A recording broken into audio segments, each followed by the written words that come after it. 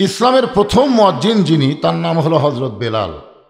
আল্লাহ রাসূল বলেছেন প্রত্যেকটা মুয়াজ্জিন আজান দিলে মুসল্লির কান পর্যন্ত যেতে পারে, কিন্তু হযরত বেলাল যখন আজান দেয় ওই আজানটা আল্লাহর আরশ পর্যন্ত পৌঁছে যায়। সাহাবারা জিজ্ঞাসা করলেন, ইয়া রাসূলুল্লাহ, হযরত বেলালের আজানের এত গুরুত্ব কেন? আল্লাহ রাসূল বললেন, বেলাল যে জবান দিয়ে আজান দেয় এই জবানের উপরে বন্ধ করার জন্য কাফিরেরা বহু চেষ্টা করছে, এমনকি সারাদিন ধরে তাকে মারছে। সারাদিন মারার পরে যখন ক্লান্ত হয়ে গেছে, এই জবানকে বন্ধ করার জন্যে তার বুকের উপর পাথর চাপা দিয়ে রাখছে। কি জবান? যে জবানের জিকির করলেন কিছুক্ষণ আগে, লা ইলাহা ইল্লাল্লাহ।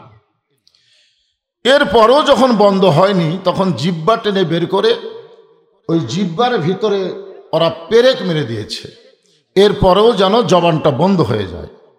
কিন্তু জবান যখন বন্ধ হলো না তখন তারা আরো নির্যাতন চালানোর জন্য চেষ্টায় উদ্গ্রীব। এমন সময় হযরত আবু বকর হযরত বেলালকে মুক্ত করে নিয়ে নবীর দরবারে চলে গেলেন। আল্লাহ নবী তাকায় দেখেন বেলালের জিহ্বাটা মুখের ভিতর থেকে অনেক দূর বের হয়ে আসছে, কারণ এই যে পেরেক মারছে, কাঁটা ঢুকাই দিয়েছে, যার কারণে জিহ্বাটা মোটা হয়ে ওইটার মুখের মধ্যে ঢুকতেছে না। আল্লাহ রাসূল খুবই কান্না শুরু করে দিলেন। একসময় নবী তার পবিত্র জিহ্বা বেলালের জিহ্বার আগায় লাগাই দিলেন, সঙ্গে সঙ্গে জিহ্বাটা পূর্বের আকৃতিতে বেলালের মুখের মধ্যে ঢুকে গেল। আল্লাহ রাসূল বেলালের কপালে একটা চুম্বন দিয়ে বললেন, বেলাল, তুমি কি জানো তোমাকে যখন এই জবান বন্ধ করার নির্যাতন চলতেছিল ওই সময় আল্লাহ তাআলা তোমার শানে আমার উপর একটা আয়াত নাজিল করেছে। আয়াতটা হলো, ইন্নাল্লাযীনা ক্বালু রাব্বুনাল্লাহু সুম্মা ইসতাকামু তাতানাজ্জালু আলাইহিমুল মালাইকা আল্লা তাখাফু ওয়া লা তাহজানু ওয়া আবশিরু বিল জান্নাতিল্লাতী কুনতুম তুআদুন। আল্লাহু আকবার। আল্লাহ রাসূল বলেন, বেলাল, এত নির্যাতনের পরেও তুমি তোমার রবের উপরে, আল্লাহর উপরে অটল থাকার কারণে আল্লাহ তাআলা তোমার জন্য জান্নাতের সুসংবাদ দান করেছে। এই দুনিয়া থেকে বিদায় নেওয়ার সাথে সাথেই 8টা জান্নাত দিয়ে আল্লাহ তোমাকে বরণ করবে, যে কোনো জান্নাতে তুমি ইচ্ছা মতো প্রবেশ করতে পারবে। এরপরও বেলালের মুখে রাসূল কোনো হাসি দেখলেন না। রাসূল বলেন, বেলাল, আল্লাহ তোমাকে জান্নাতের খোঁজ খবরই দিলেন, এরপরও তোমার মুখে সামান্য হাসি ফুটে ওঠেনি। বেলাল বলে, ইয়া রাসূলুল্লাহ, আমি তো যে খবর পাইলাম আপনার কাছে আল্লাহ মরার পরে জান্নাত দিবে, কিন্তু জীবিত অবস্থায় দুনিয়াতে আল্লাহ কি দিবে? কারণ আমরা যখন দোয়া করি তখন দুনিয়াটা আগে বলি, তারপর আখিরাত বলি। রব্বানা আতিনা ফিদ দুনিয়া হাসানা ওয়া ফিল আখিরাতি হাসানা। আপনারা বলেন তো এই দোয়ার বাংলা অর্থ কি? এই দোয়ার বাংলা অর্থ হলো, আল্লাহ আমাদের দুনিয়াকে সুন্দর করে দাও, দুনিয়া যদি সুন্দর হয় আখিরাত অবশ্যই সুন্দর হবে। ধরে কোন কথা ঠিক কি না? বর্তমানে বাংলাদেশ যে অবস্থায় আছে, এই বাংলাদেশ কি সুন্দর? কথা বলেন, সুন্দর? তো দেশটা যদি সুন্দর না হয় আমরা আখিরাতেও সৌন্দর্য পাবো না। এখন বাংলাদেশকে সুন্দর করতে গেলে মানুষের তৈরি আইন দিয়ে চললে হবে না, খালি কোরআনের ওয়াজ শুনলে হবে না, আল্লাহর কোরআন অনুযায়ী আমাদেরকে চলতে হবে। জোরে বলেন কথা ঠিক কি না? প্রয়োজন হলে এই কোরআনের জন্যে আমাদের জীবন দেওয়ার জন্য রেডি থাকা দরকার। জোরে কোন কথা ঠিক কি না? জীবন তো যাবেই, আপনি যতই চেষ্টা করেন, আমি যতই চেষ্টা করি, আমি কিন্তু বাঁচতে পারবো না, কিন্তু আমি একটু চেষ্টা করলে আমার ঈমানকে আমি বাঁচাতে পারবো। যারা আজকে আলোচনা শুনতে এসেছেন তাদের কাছে জীবনের গুরুত্ব বেশি না ঈমানের গুরুত্ব বেশি? জীবন বাঁচানো ফরজ না ঈমান বাঁচানো ফরজ? এখন ঈমান যদি আমরা বাঁচাবার চাই, নামাজ ছাড়া ঈমানকে বাঁচানোর কোনো রাস্তা নেই। যে ব্যক্তি নামাজ পড়ে না ও যত ঈমানদার দাবি করুক, ওই ঈমানদার না। রাসূল বলেছেন, লা সালাত আলা ঈমানা, যার নামাজ নাই তার ঈমান নাই। এটা ডাইরেক্ট কথা, নামাজ নাই ঈমান নাই। লা সালাত আলা দীনা, যার নামাজ নেই তার কোনো ধর্মই নেই। বাইনাল আবদি ওয়াল কুফরি তরকুস সালাত, বান্দা আর কাফেরের মধ্যে পৃথক করার জিনিসটার নামই হলো নামাজ। যখন এখানে এশার জামাত হচ্ছিল, আশেপাশে সব হইচই করতেছিল, তোরে কোন কথা ঠিক কিনা? আপনারা কি মনে করতেছেন যারা নামাজ পড়লেন তারাও মুসলমান? যারা মুসলমান, আপনি মনে করলে হবে না, ইসলাম কি বলতেছে এইটাকে মানা লাগবে। জোরে কোন কথা ঠিক কিনা? কথা বলেন। হযরত বেলাল আজান দেওয়ার পরে পঙ্গপালের মতন সাহাবীরা মসজিদের দিকে রওনা দিলেন। আজান দেওয়ার আগে ইল্লা মুয়াজ্জিন, শুধুমাত্র মুয়াজ্জিন ছাড়া অন্য কেউ মসজিদে প্রবেশ করা উচিত না, উচিত না। আজান দেওয়ার আগে, আজান দেওয়ার জন্যই শুধু মুয়াজ্জিন মসজিদে প্রবেশ করবে, অন্য কোনো মুসল্লি মসজিদে প্রবেশ করা উচিত না। যদি কেউ প্রবেশ করে তার নামাজ হবে, কিন্তু মসজিদে প্রবেশ করার যে একটা আলাদা সওয়াব আছে, এই সওয়াব থেকে সে বঞ্চিত হবে। আজান দেওয়ার প্রথম 3 মিনিটের মধ্যে যারা মসজিদে পা দেয়, আল্লাহ তাদের আমল নামায় একটা উট কুরবানির সওয়াব দেয়। সুবহানাল্লাহ বলেন না কেন? পারবেন উট কুরবানি দিতে পারবেন? কয়েকবার গেলাম মক্কায়, কিন্তু উটের বাজারে যায় দিকে যে দাম, আমাদের মতন হাজিরা একটা বকরি কিনে, কেরে ছাগল বকরি তো বাংলাদেশে কুরবানি দেওয়া যায়, যায় কি যায় না? তো মক্কার যাও তুমি বকরি খোঁজো কেন? টাকা টাকা। একটা ভাঙ্গাছড়া উটের দাম, আমরা 7 জন মিলে একটা উটের কাছে গেলাম, 4200 রিয়াল, 4200 হাজার না, 4200 রিয়াল। আমরা বললাম ভাই 7 জন মিলে দিই। না হুজুর 5 সপ্তাহ কত হয়? 35। আমরা 35-এর মধ্যে আছি, 42-এ নাই। শেষে যায় 450 করে একটা করে ছাগল কিনে নিয়ে চলে আসলাম। তো ভাঙ্গাছড়া উট, তাও 60 হাজি দিবার পারলাম না। আর মসজিদে আজান দেওয়ার প্রথম 3 মিনিটের মধ্যে যারা পা দিবে, একটা তাজা উট কুরবানির সওয়াব তার আমল নামায় দিয়ে দিবে। আমরা কুরবানি করি, কবুল হয় কি হয় না আল্লাহ ভালো জানে, কিন্তু মসজিদে প্রবেশ করার সাথে সাথে একটা কবুল 5 মিনিটের মধ্যে যারা মসজিদে পা দিবে, আল্লাহ রাস্তায় একটা গরু কুরবানির সওয়াব আল্লাহ দিয়ে দিবে। 10 মিনিটের মধ্যে যারা মসজিদে ঢুকবে, একটা ছাগল দুম্বা কুরবানির সওয়াব তার আমল নামায় দেওয়া হবে। এমনকি মুয়াজ্জিন যখন আকামত দেয়, এমন সময় কেউ যদি মসজিদের মধ্যে ঢোকে, তাহলে আল্লাহ তাকে একটা মুরগি অথবা ডিম দানের সওয়াব দিবে। কিন্তু আজান দেওয়ার আগে কেউ যদি ঢোকে, সে একটা সওয়াবও পাবে না, ইল্লা মুয়াজ্জিন, শুধু মুয়াজ্জিন ছাড়া। তাহলে আপনারা কখন ঢুকবেন? আজান দেওয়ার আগে না পরে? কতগুলো লোক বুঝলেন, আগে তো যুবক বয়সে নামাজ পড়েনি, এ বুড়া বয়সে নামাজ ধরে এরা আজানের আগে মসজিদে ঢুকে খালি মুয়াজ্জিনের দোষ ধরে। দেখবেন ওদের কামই হলো মুয়াজ্জিনের দোষ ধরা। এই জায়গাত ময়লা কেন, এ জায়গাত মাকড়াসের ভাষা কেন, এখানে এটা কেন, এই মুয়াজ্জিন মাস গেলে বেতন খাও। মুয়াজ্জিন কই তোরা শয়তান যখন আসিলি তখনই ভালো ছিল, তোরা কেন মুসল্লি হলি? তোরা তো আসলে মুসল্লি না, তোরা হলি ফাওয়াইলুল লিল মুসাল্লিন। যৌবন বয়সে নামাজ, এমনকি শিশু বয়স থেকে ট্রেনিং দেওয়া লাগবে। রাসূল বলেছেন 7 বছর থেকে নামাজের তালিম দাও, আর 10 বছর থেকে তাকে জোর করে নামাজ ধরাও। আর ওই সারা জীবন অকাম বদকাম করে বুড়া বয়সে মসজিদে গেছে মুয়াজ্জিনের দোষ ধরার জন্য। এরকম মুসল্লি আছে না? হ্যাঁ। সমস্ত সাহাবী যখন মসজিদের মধ্যে প্রবেশ করলেন, এক সময় আসরের জামাতের সময় হয়ে গেল। আল্লাহ নবী মেহরাবের মধ্যে ঢুকলেন, আর হযরত বেলাল আকামত শুরু করলেন। আকামত, আকামত বোঝেন তো? কত কামাতিস সালাহ, কত কামাতিস সালাহ 2 বার কয় কি কয় না? এটা আজানের চাইতে বেশি কয়। আজানের মধ্যে কি কত কামাতিস সালাহ আছে? নাই। এইটা শোনার পরেও যারা বসে থাকবে, দাঁড়ানোর মতন ক্ষমতা থাকার পরেও, আপনারা বলেন তো চেয়ারের মধ্যে যারা বসে থাকে এরকে দাঁড়ানোর ক্ষমতা আছে না নাই? কথা কান আছে না নাই?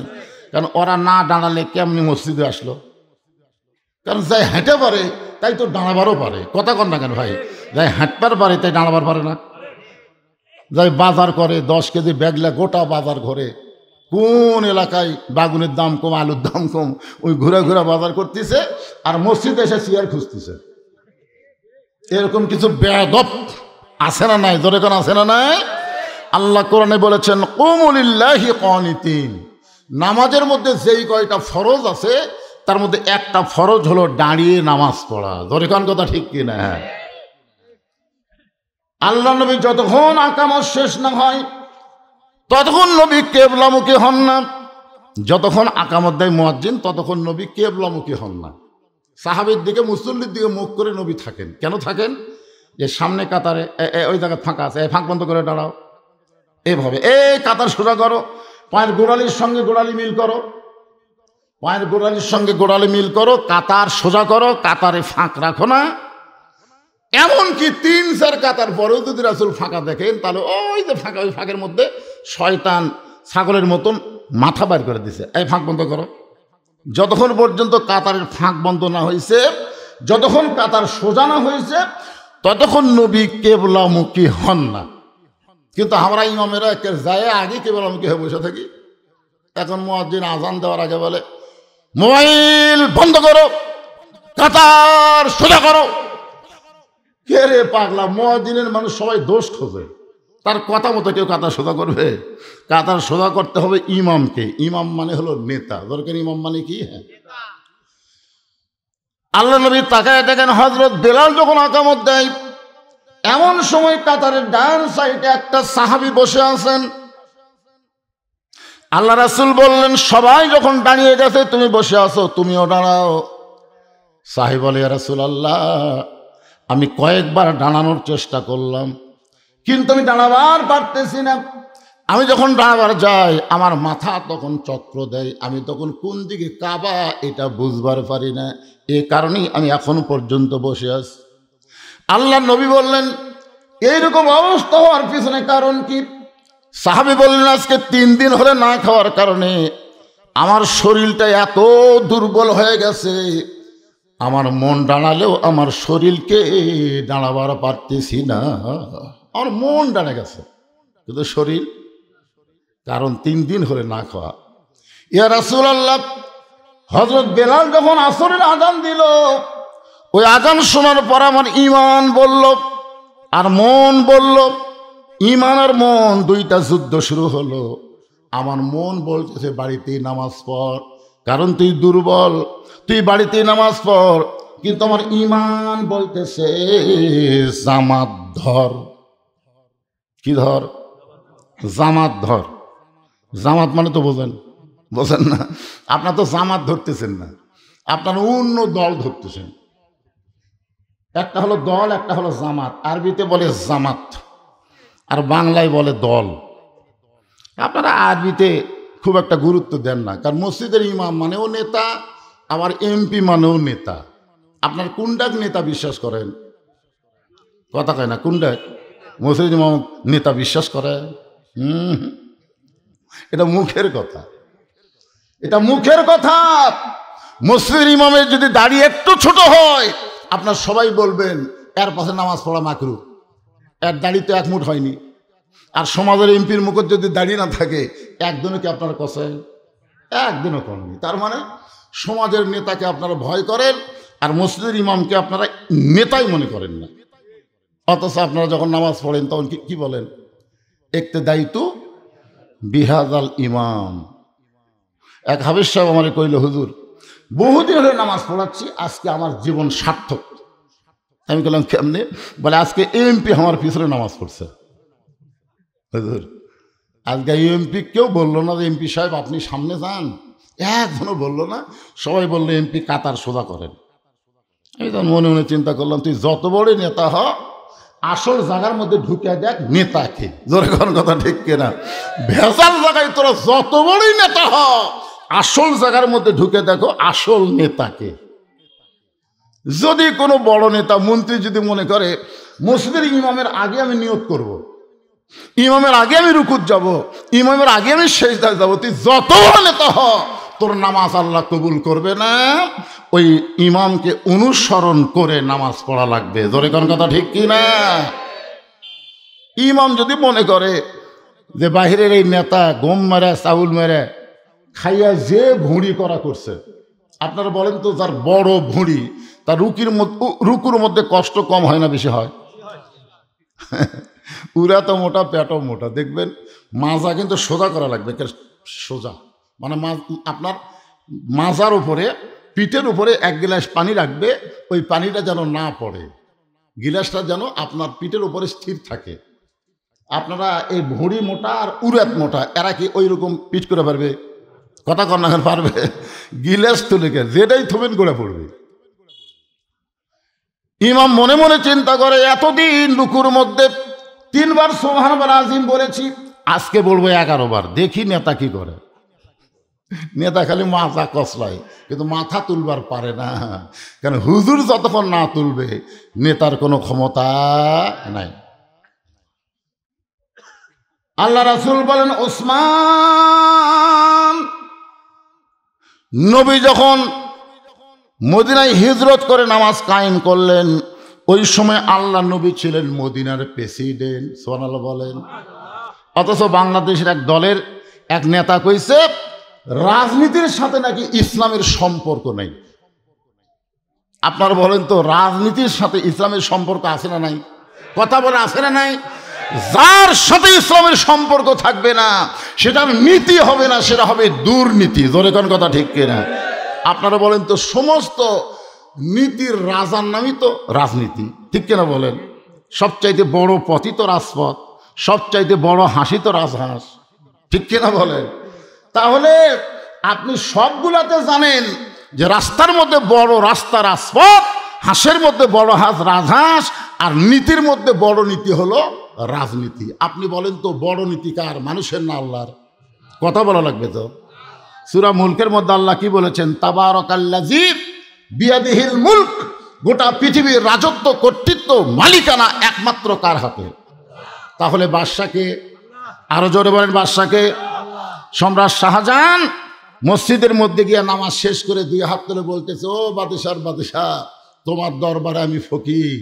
বাংলাদেশের মতন ছোট্ট দেশের বাদশা ছিল না, বাংলাদেশের মতন প্রায় 45টা দেশের বাদশা যদি আল্লাহর কাছে ফকির হয়, আর তুমি একটা কি মহাসচিব হইছ মিয়া, তুমি বলতেছো ইসলামের সাথে রাজনীতির সম্পর্ক নাই।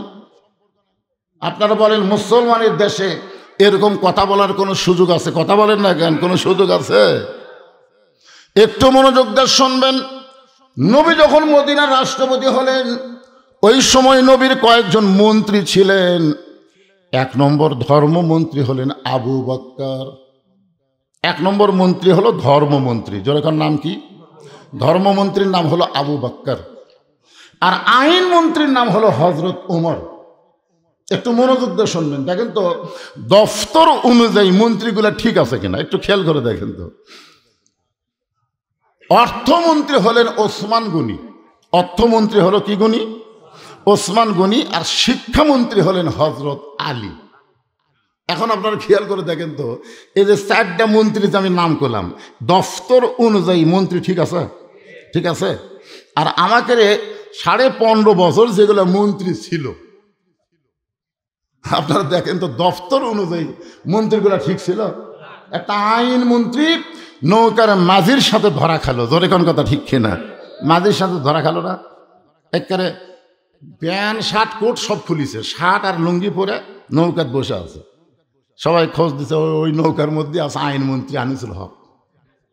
পুলিশের গিয়ে ওরে যখন ধরছে, ধরার পরে একটা আইন মন্ত্রী, অথচ কত বড় বেআইনি করলো দেখলেন?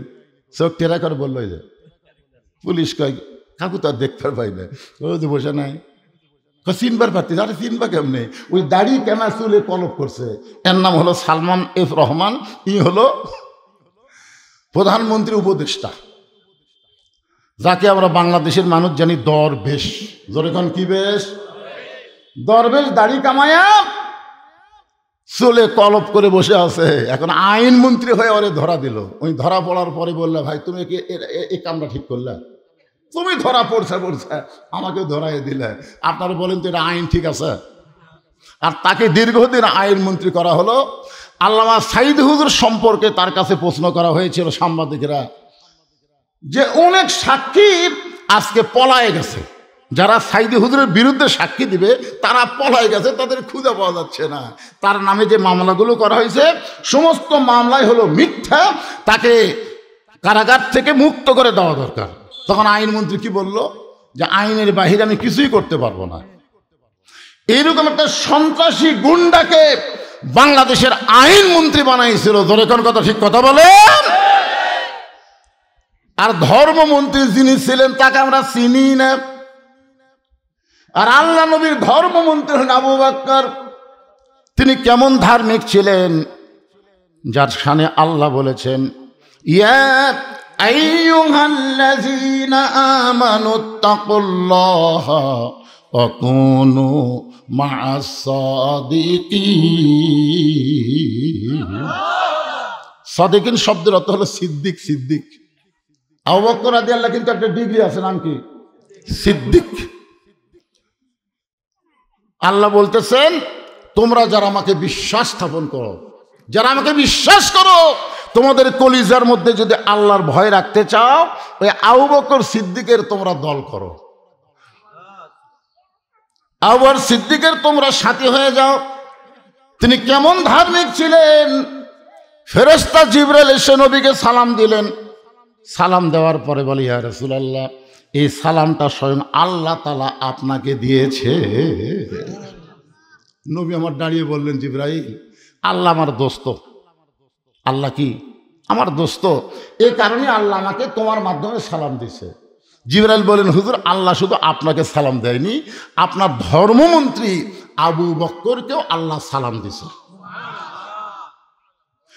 সঙ্গে সঙ্গে নবী বললেন জিবরাইল, আমি আল্লাহর দোস্ত, এই কারণে আল্লাহ তোমার মাধ্যমে আমাকে সালাম দিল, কিন্তু আমার আবু বকরকে আল্লাহ সালাম দিল। এই সালামটা কে পৌঁছাইবে? জিবরাইল বলতেছে হুজুর, নবী ছাড়া অন্য কারো কাছে যাওয়ার অধিকার আমার নাই, এই জন্যে আমি আবু বকরের কাছে আল্লাহর সালামটা পৌঁছাবার পারতেছি না, এই সালামটা আপনাকেই পৌঁছার লাগবে। আল্লাহ রাসূল বলেন জিবরাইল, তোমার কাছে একটা কথা জানতে চাই যে আবু বকর এমন কি আমল করলো যে আমল করার কারণে আরশের আল্লাহ আবু বকরকে সালাম দিল। জোরে কোন সুবহানাল্লাহ। ফেরেশতা জিবরাইল বলে ইয়া রাসূলুল্লাহ, আমি জানি না কোন আমলের কারণে আল্লাহ আবু বকরকে সালাম দিল, এটা আমি জানি না। নবী বলতেছেন আমিও তো জানি না। তো জিবরাইল বলে হুজুর, আমিও জানি না, আপনিও জানেন না, এটা জানবার গেলে আপনাকে তদন্ত করা লাগবে। আপনি একটু তদন্ত করে দেখেন তো কোন আমলের কারণে আল্লাহ আবু বকরকে সালাম দিল। দুনিয়ার সবাই যখন ঘুমায় আছে এমন সময় আল্লাহ নবী তদন্ত করার জন্য আবু বকরের বাড়ির দিকে রওনা দিলেন। এক সময় আবু বকরের জানলার কাছে নবী কানটা লাগায় শোনেন, ঘরের ভিতরে ছোট বাচ্চার মতো ফুফায়া ফুফায়ে কাঁদতেছে। রাসূল বলে, আল্লাহ, এই দুনিয়াতে যাকে আপনি 1 নম্বর জান্নাতের সার্টিফিকেট দান করে দিলেন, দুনিয়াতে 10 জনকে জান্নাতের সার্টিফিকেট দেওয়া হয়েছে। খালি মনে করবেন না যে 10 জনই জান্নাতি, তা কিন্তু না, সমস্ত সাহাবীরাই জান্নাতি। জোরে কোন সুবহানাল্লাহ। যাদের নামের পিছনে রাদিয়াল্লাহু তাআলা আনহু আছে, আছে না নাই? সাহাবীদের নাম বলতে আমরা কি বলি? রাদিয়াল্লাহু আনহু। আল্লাহ কোরআনে বলেছেন রাদিয়াল্লাহু আনহু ওয়া রাদু আন যালিকা লিমান খাশিয়া রাব্বাহ। যাদের পিছনে রাদিয়াল্লাহু শব্দ থাকবে তারা সকলেই বিনা হিসাবে জান্নাতে যাবে। সুবহানাল্লাহ বলেন। এক সময় ফেরেশতা জিবরাইল এসে নবীকে বললেন, ইয়া রাসূলুল্লাহ, আল্লাহ পাক আমাকে জানাইলো আপনাকে জানানোর জন্য ৭০,০০০ আপনার উম্মতকে আল্লাহ বিনা হিসাবে জান্নাত দিয়ে দিবে। আপনারা সুবহানাল্লাহ করেন, কিন্তু নবী সুবহানাল্লাহ কয় না। নবী সুবহানাল্লাহ কয় না। নবী বলতেছে জিবরাইল, আল্লাহ ৭০,০০০ ইমানদারকে বিনা হিসাবে জান্নাত দিবে। আমার সাহাবী তো ১৬ লক্ষ। কত? ১৬ লক্ষ। ১,২৫,০০০ আমারই সাহাবী। তাহলে কিয়ামত পর্যন্ত আমার উম্মতের কি হবে? ফেরেশতা জিবরাইল কয়, ইয়া রাসূলুল্লাহ, এই পর্যন্তই তো আল্লাহ আমাকে জানা আছে, আমি তো আর জানি না। তা আল্লাহ তখন ওমরকে বল, রাসূল তখন ওমরকে বলল, ওমর, তোমার কি মনে হয়? ওমর তো চিন্তা করে, আমি তো 2 নম্বরে আছি। দূরে কোন কয় নম্বর? ৭০,০০০ তো বহু পরে, আমি তো আছি 2 নম্বরে। ওমর ফারুক নবীর দিকে তাকায় বললেন, ইয়া রাসূলুল্লাহ, আপনি ওজা হামতে ওস্তাদ যেমন ছাত্রও তেমন, জোরে কান সুবহানাল্লাহ। আমরা খালি বাপ হয়ে নামাজ পড়ি, বেটা আড়িয়ার মতো ঘুম পাড়তে সব ডাক দেই না, মনে করি আমি বাপ জান্নাতে গেলি হই, বাপ বেটার যা হয় হোক। অথচ আল্লাহ কোরআনে বলেছেন কু আনফুসাকুম ওয়া আহলিকুম নার, জাহান্নামের আগুন থেকে তুমি একলা বাঁচলে হবে না, তোমার আহাল পরিবার সবাইকে নিয়ে বাঁচা লাগবে। জোরে কোন কথা ঠিক কি না? তুমি বাপ নামাজ পড়ো, তুমি দাদা নামাজ পড়ো, অথচ তোমার নাতি নাপের মধ্যে ঘুম পাড়ে, তোমার কিছুই মনে হয় না। তোমাকে জিজ্ঞাসা করা হয় কি ব্যাপার, আপনি নামাজ পড়েন, আপনার ছেলে আমার মতন বয়স হোক পড়বি। নামাজ কি তোমার মতন বয়স হয়ে পড়ার সময়? 7 বছর থেকে নামাজের তালিম দেওয়া লাগবে, 10 বছর থেকে জোর করে ধরার লাগবে। আর তোমার বেটার বয়স এখন 22 বছর, ওই সারাদিন আড়িয়ার মতন ঘরে আর ফজরের সময় ঘুম পাড়ে, আর তুমি বাবার সামনে কাতায় নামাজ পড়ে জান্নাতে যাবা, এত সোজা না। আল্লাহ নবী বললেন জিবরাইল, আমার আইন মন্ত্রী যখন বলেছে আমিও যা আপনিও তাই, আপনিও যা আমিও তাই, তাহলে এটা গ্রহণ করা হলো না। যাও আল্লাহর কাছে যাও। ফেরেশতা জিবরাইল বলতেছি ইয়া রাসূলুল্লাহ, আল্লাহ আপনার নবী তো এই 70,000 বিনা হিসাবে জান্নাতি গ্রহণ করলো না। নবী তার আইন মন্ত্রীকে বললো, সেও বললো আমিও যা নবীও তাই, মানে নবীও যা আমিও তাই। তা আল্লাহ বলতেছে আমি তো একবারে লিখে ফেলে দিছি কলম দিয়ে, এইটা তো আর পরিবর্তন করা যায় না।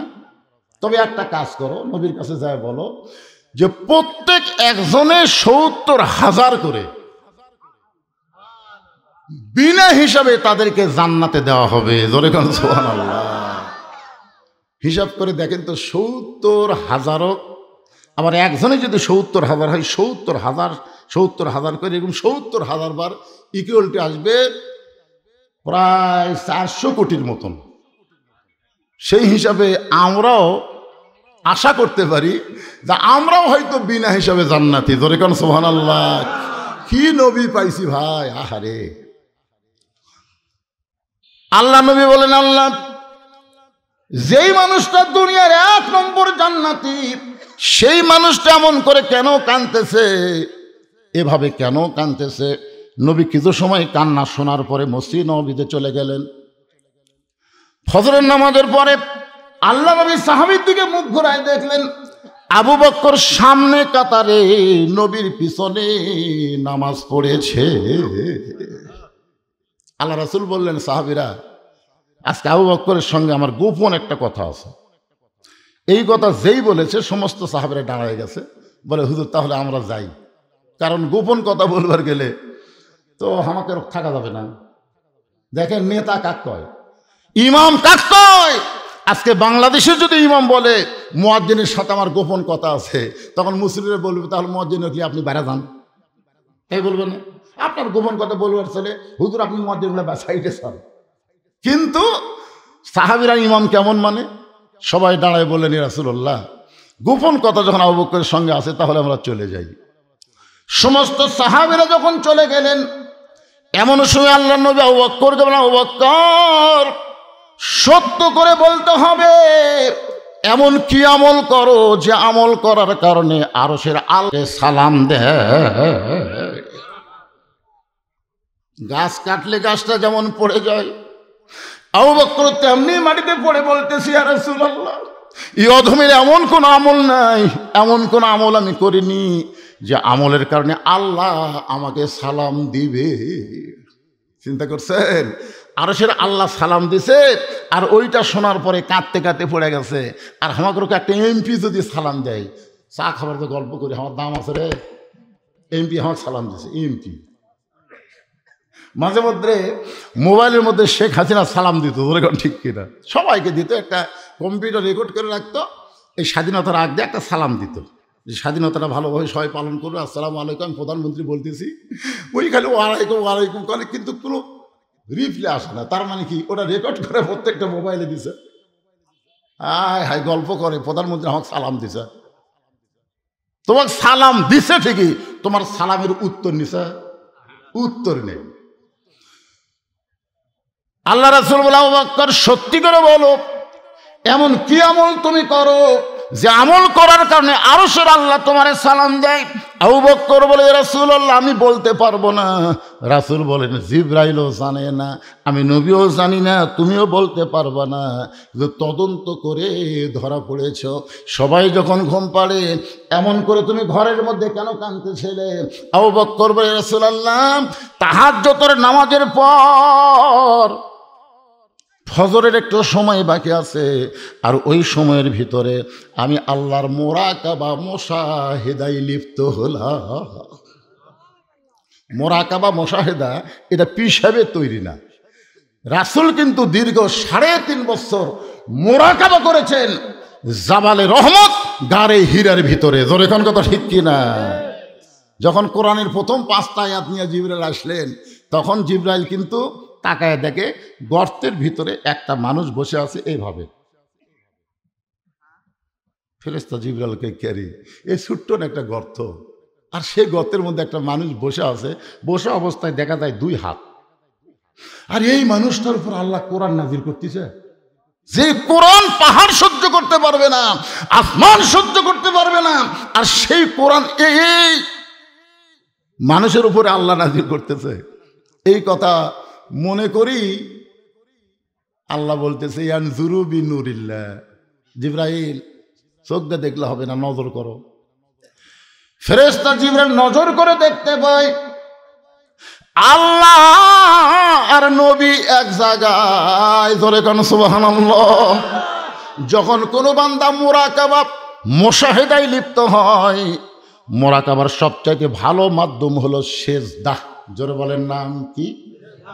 আসজুদ আত-তারিফ। আল্লাহ কোরআনে বলেছেন, তোমার সেজদা তোমাকে আমার নিকট পর্যন্ত পৌঁছায় দিবে। জোরে কেন সুবহানাল্লাহ। নামাজের মধ্যে যে সেজদা দেন, এই সেজদা তো আপনি ইচ্ছা করলেই বেশিক্ষণ দিবার পারবেন না, কারণ আপনি মুসল্লি হচ্ছেন, ইমামকে খেয়াল করা লাগবে, আর ইমাম হলে মুসল্লি খেয়াল করা লাগবে। ইমাম যদি নামাজের সেজদার মধ্যে মোরাকাবাত যায়, তাহলে মুসল্লিরা সব সেজদা তুলে বলবে, কি ইমাম কুটি গেল রে। এই জন্য রাসূল বলেছেন 3 বার, বড় জোর 5 বার, এর বেশি বলা যাবে না। যে 3 বার 5 বার বললে কি আপনি মোরাকাবা হবে? এটা কাল ঢকা ঢক মারা হচ্ছে। জনগণ কথা ঠিক কিনা? আর তারাবির মধ্যে তো দেখি খেয়ালই নেই। সবাই যখন ঘুমিয়ে গেছে, এমন সময় একটা মহব্বতের নামাজ আল্লাহ আমাদেরকে দান করলেন। অমিনাল লাইলি ফাতাহাজ্জাত বিহি নাফিলাতাল লাক। রাতের একটা অংশ আছে, সংসার আল্লাহ তাআলা তাহাজ্জুদের নামাজ আমাদের সকলের জন্য নফল করে দিয়েছে। আল্লাহ রাসূল বললেন, সাহাবীরা 5 ওয়াক্ত নামাজ হলো ইবাদত, আর তাহাজ্জুদ হলো মহাব্বত। সাহাবীরা বললেন, হুজুর 5 ওয়াক্ত ইবাদত আর তাহাজ্জুদ হলো মহব্বত, এই দুইটার ব্যাখ্যা কি? আল্লাহ রাসূল বললেন, ইবাদতের ব্যাখ্যা হলো ইবাদতের মাধ্যমে মানুষ জান্নাত চায়, আর মহব্বতের ব্যাখ্যা হলো মহব্বতের মাধ্যমে মানুষ আল্লাহ চায়। আপনার বলেন তো, আল্লাহ আগে না জান্নাত আগে? আব্দুল কাদের জিলানী বলেছে যে, আমাকে যদি আল্লাহ বলে যে আব্দুল কাদের তোমাকে আমি 8টা জান্নাত দিলাম, কিন্তু আমি আল্লাহ তোমার সাথে নেই, আমি আব্দুল কাদের একটাবারও জান্নাতের দিকে পা দিব না, কারণ আল্লাহ যদি আমার সাথে না থাকে আমি জান্নাতের দিকে কি করবো? আর যদি বলে আব্দুল কাদের তুমি জাহান্নামে যাও, আমি আল্লাহ তোমার সঙ্গে থাকবো, আমি খুশি হয়ে জাহান্নামের দিকে পা বাড়াবো। আল্লাহ যদি আমার সঙ্গে থাকে, তাহলে খালি আমি একলা আগুনে পড়বো না, আল্লাহ পড়বি। জোরে কোন কথা ঠিক কিনা? কিন্তু আমি তো জানি আমার জাতির পিতা ইব্রাহিম আল্লাহর মহব্বত নিয়ে যখন আগুনের চুলার মধ্যে পড়ে গেল, আল্লাহ সঙ্গে সঙ্গে বলে দিল, আগুন জ্বলিস না, কারণ ইব্রাহিম একলা নাই, আমি আল্লাহ তার সাথে আছি। জোরে কোন সুবহানাল্লাহ। কুল্লা ইয়া নারু কুনি বারদাম ওয়া সালামান আলা ইব্রাহিম।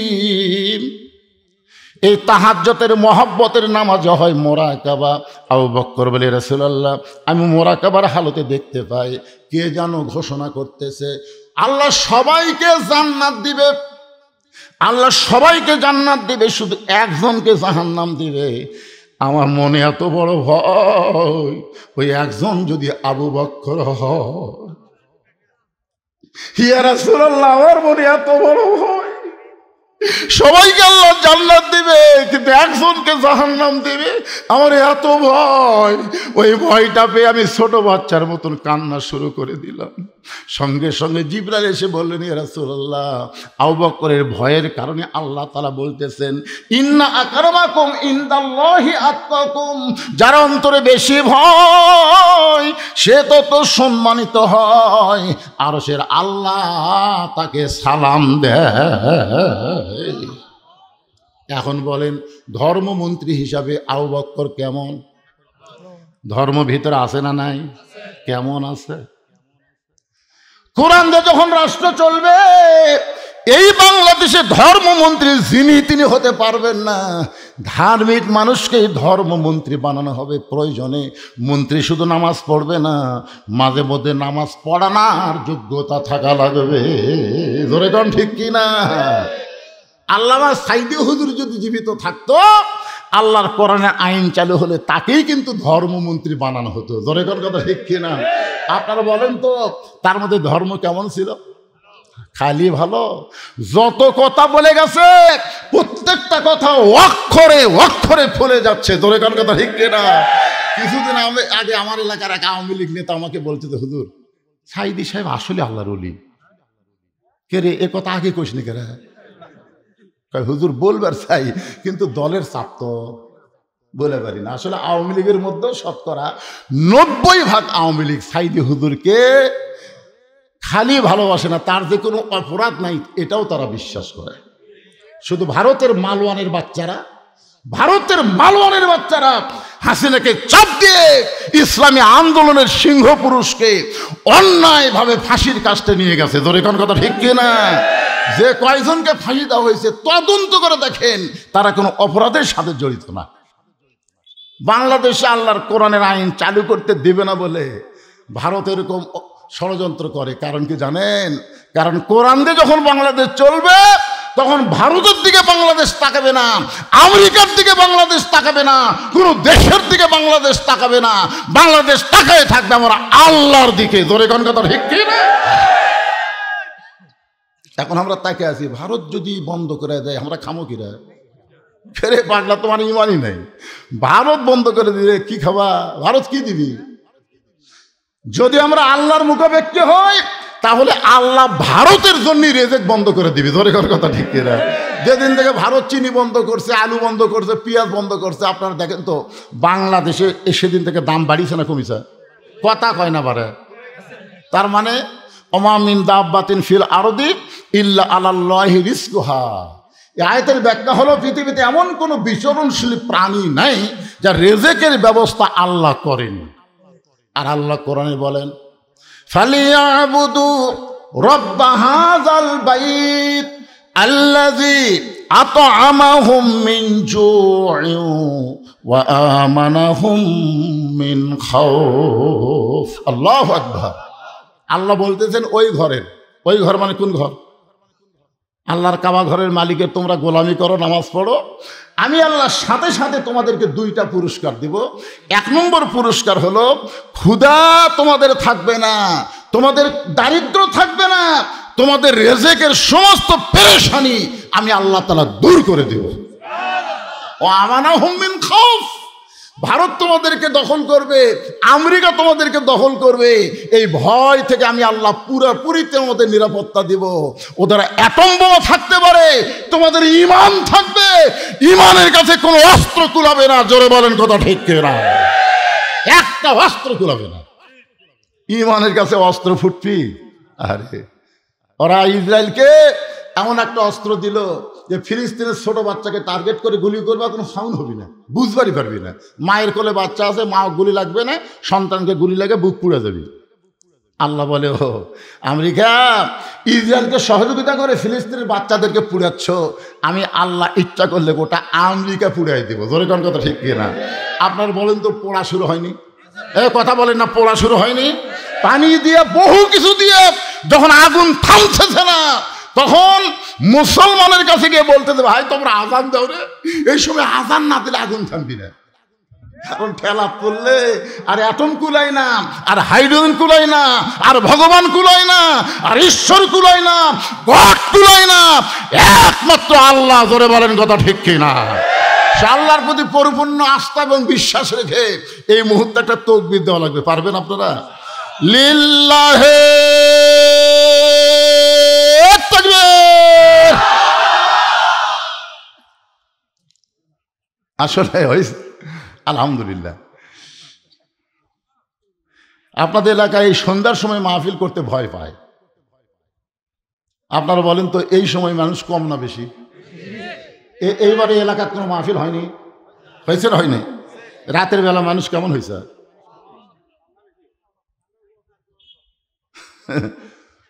অনেকে মনে করে সন্ধ্যার সময় ওয়াজ করা মানুষ হবি না। এত মানুষ হয়েছে যে ঠান্ডার দিনে দেখেন সাইড খুলে দেওয়া লাগতেছে। ঠান্ডার দিনে আমরা ওটা কি জন্য দিছি? যেন বাতাস এসে আপনাদের না লাগে, কিন্তু মানুষের ঠেলা এখন সাইড খোলা লাগতেছে।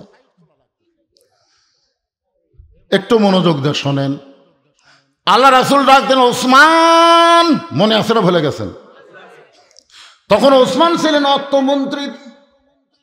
রাসূল ওসমান, আল্লাহ তোমাকে এত সম্পদ দান করেছে, আল্লাহ তোমাকে এত সম্পদ দান করেছে, আর তোমার ভাইটা আজকে 3 দিন হলে না খেয়ে আস। কি সম্পদের মালিককে? ওসমানকে রাসূল বললেন, ওসমান আল্লাহ তোমাকে কত সম্পদ দিচ্ছে তার হিসাব আছে?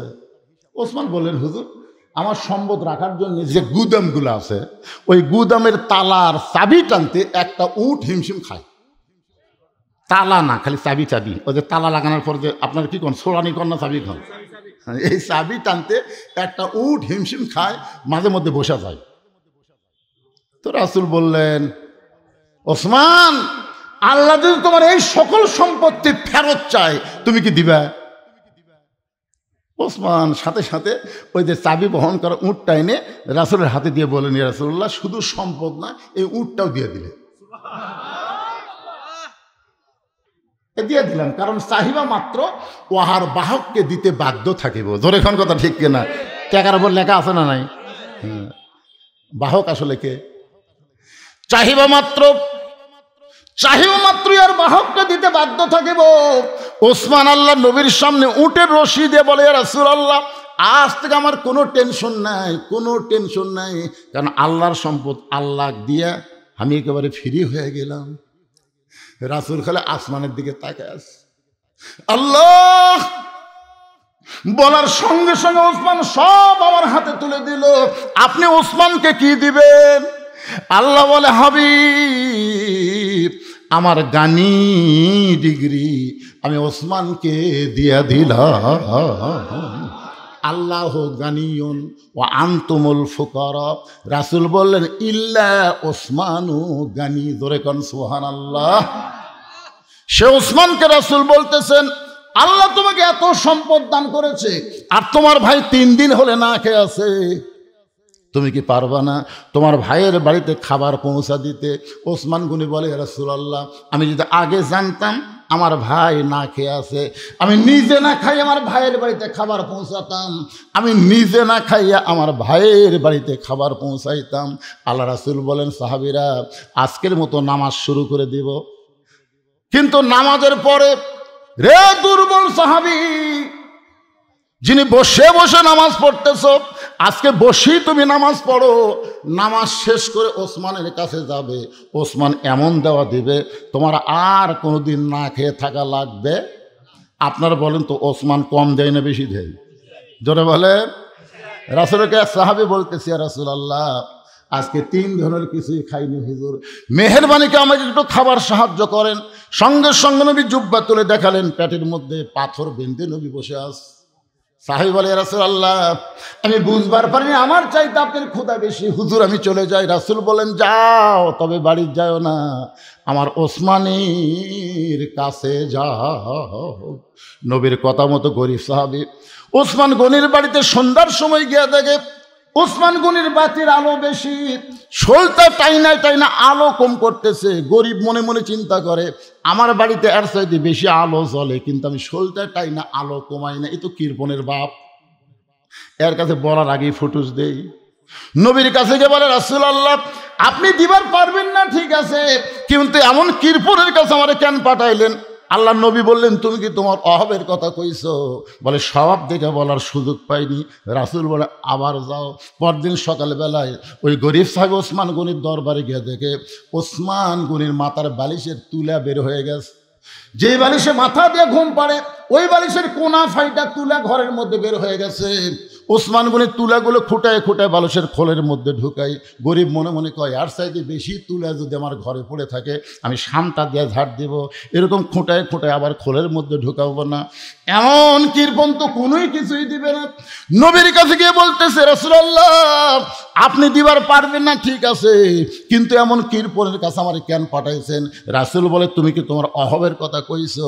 বলে, যা দেখলাম বলার সুযোগ পাইনি। নবী বলেন, আবার যাও। পরদিন সকালবেলায় আবার গিয়া দেখে ওসমান গনি খালি গায়ে বসে আছে। ওসমান গনির কোলের মধ্যে একটা পাঞ্জাবি কয়েক জায়গায় ছিঁড়ে গেছে, নিজেই শোয়ের মধ্যে সুতা ঢুকায়া ওই পাঞ্জাবিটা সেলাই করবেন, কিন্তু বিপদ হয়ে গেল, শোয়ের মধ্যে সুতা ঢুকাবার পারতেছেন না। সুতা এই দিকে যায় এই দিক দিয়ে যায়, কিন্তু শোয়ের ছিদ্রের মধ্যে সুতা যায় না। গরিব ডাক, ওসমান ভাই আমি যদি সুতাটা শোয়ের মধ্যে ঢুকাই দেই, মনের মধ্যে রাগ ঢুকছে, ইচ্ছা করলে 1000টা নতুন পাঞ্জাবি বানাতে পারবে, আর নিজে ছেঁড়া পাঞ্জাবি সেলাই করবে। আল্লাহর কিরপন কে আছে? রাগ করে বলতেছে, ভাই আমি যদি কামটা করে দেই। ওসমান গনি বললেন, মারহাবা, আসো। শুয়ের মধ্যে যেই মাত্র সুতা ঢুকাই দিছে, ওসমান গনি খপ করে হাত ধরে বলতেছে, ভাই যান আমার এত বড় উপকার করলেন, এর বিনিময়ে আপনি কি চান? হাতটা ছেড়ে দেন, হাতটা খালি ছেড়ে দেন, চলে যাই। ওসমান গনি বললেন, না, এত বড় উপকার করার পরে তোমাকে খালি হাতে ছাড়বো না। ম্যানেজার দৌড়ে এসে বলে, হুজুর আমারে ডাকলেন, আমার এই ভাই শোয়ের মধ্যে সুতা ঢুকায়া আমার ছেঁড়া পাঞ্জাবি সেলাই করার সুযোগ করে দিল, এর বিনিময়ে একে 100টা উট দিয়া দাও। গরিব বলে, হুজুর আপনি কি বলেন? সামান্য শুয়ের মধ্যে সুতা ঢুকাইলে আপনি 100 উট দিবেন? ওসমান গনি বলে, ম্যানেজার আমার এই ভাইকে তুমি 200 উট দিয়া দাও। গরিব বলে, হুজুর আপনি কি বলেন?